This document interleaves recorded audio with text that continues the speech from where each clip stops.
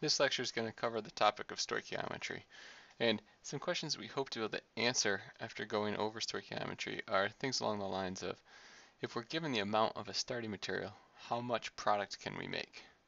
Or specifically, we can think about if we have a base that's been spilled or a solution that's basic and we want to neutralize it, how much acid would you have to add?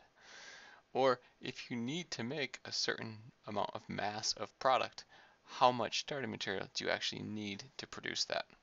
So this idea of stoichiometry is this relationship between how much, what is the mass or what is the mole ratio of substances in our balanced chemical equation.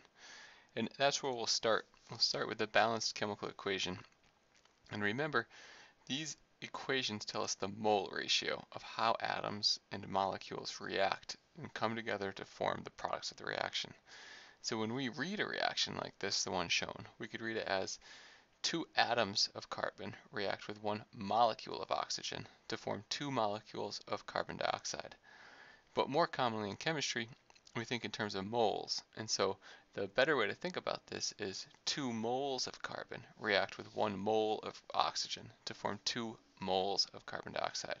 And this mole to mole ratio, the coefficient in your balanced chemical equation, is the key to all of stoichiometry. Okay. So let's go through an example. And what if we were posed the question, if we have 4 moles of oxygen react with SO2, how many moles of SO3 are produced? And shown below is our balanced chemical equation, or is a chemical equation. But if we want to answer the question, the first thing we're going to have to do is balance the chemical equation. So we can go ahead and do that. We should know how to do that by now. So to balance this, I'm going to put a 2 in front of the SO2 and a 2 in front of the SO3. And so now we have our balanced chemical equation. So if we go back to the question for a second, we're asked, if 4 moles of oxygen react, how many moles of SO3 are produced? So if we're going to answer this question, we're going to start by using an expression, and we're always going to start with what we're given. So what we're given is that 4 moles. So I'm going to go ahead and put that down on the paper. So we start with 4 moles of O2. Always start with the number that you're given. And then we're going to use the stoichiometric mole ratio. And that's going to be our conversion factor. So all this is we're going to go up to our balanced chemical equation and look at our coefficients. So I'm going to multiply that 4 moles of O2 by our conversion factor, which you can see is 2 moles of SO3 over 1 mole of O2. Right, and here you can see the moles of O2 will cross out, and we'll be left with moles of SO3. And that conversion factor is taken directly from our balanced chemical equation. Because remember, our balanced equation says for every 1 mole of O2 that reacts, we form 2 moles of SO3. So all we did was put that into an equation form for our dimensional analysis. So then we can multiply it out, and we see if 4 moles of O2 react, then we're going to produce 8 moles of SO3. So let's look at another example. And here we can look at the combustion of ethanol. So we have an ethanol, C2H5OH, plus O2 goes to carbon dioxide and water. And the first thing we're going to have to do is balance our chemical equation. And then after that, we have this question of if 5 moles of ethanol react, how many moles of carbon dioxide are produced? All right, so how much carbon dioxide is produced based on a certain amount of ethanol?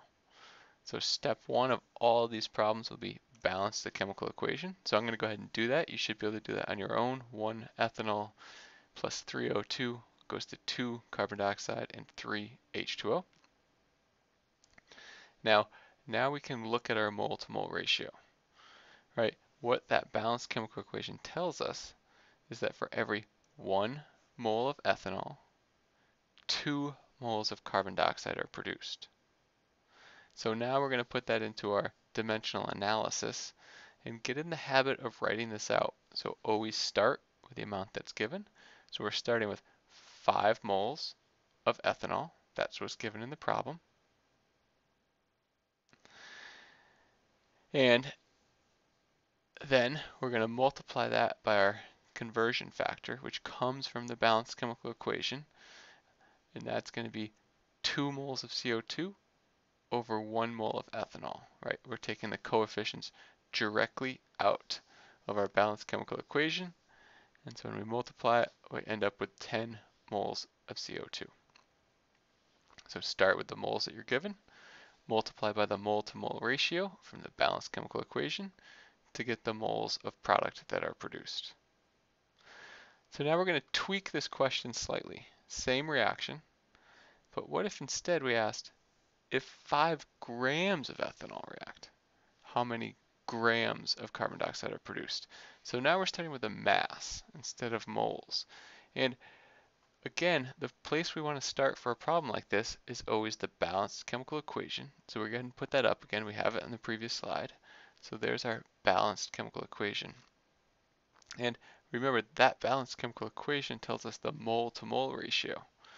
So for this problem, because we're starting in grams and have to end in grams, the difference is our first step will be convert grams to moles, then use the mole-to-mole ratio in the balanced chemical equation, and then convert our moles of product into grams of product. So let's go see what that looks like.